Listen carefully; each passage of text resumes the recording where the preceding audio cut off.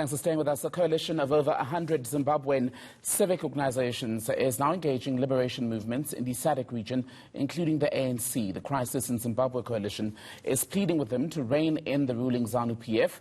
They're accusing the governing party of continuous human rights violations, poor democracy and economic mismanagement. Well, our eNCA correspondent Pindai Dube brought us this report from Harare.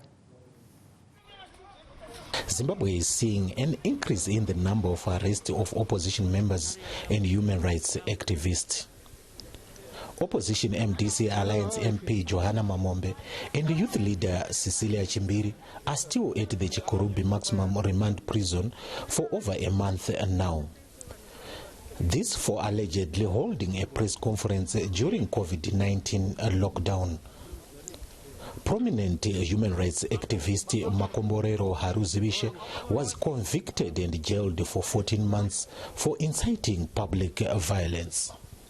A civic group, Crisis Coalition in Zimbabwe, is attempting to get help from its neighbours. It has so far been to Mozambique and is currently in Namibia. We have embarked on a series of meetings with the liberation movements in the region. Here we're talking about SWAPO, we're talking about Frelimo, we are talking about the ANC, as a means also to try and have them engage their counterparts, that is ZANU-PF, to be able to adhere to democratic practices. There is an escalation of human rights abuses, which has technically caused, if I should say, a crisis in our country. Thousands of Zimbabweans are living for greener pastures because, of the economic mismanagement at the hands of ZANU-PF. But the ZANU-PF is urging liberation movements to ignore the coalition. We know that they do the beating of the opposition, and this time around they are trying to resuscitate false and fake news narratives that Zimbabwe is in a crisis.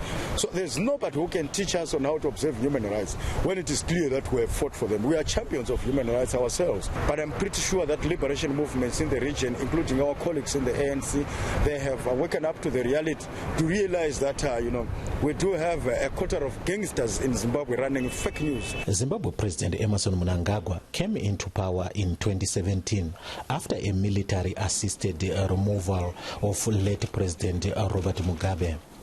He was later voted in 2018 elections, but the opposition is still disputing the polls. Pindai Dube, Harare, Zimbabwe.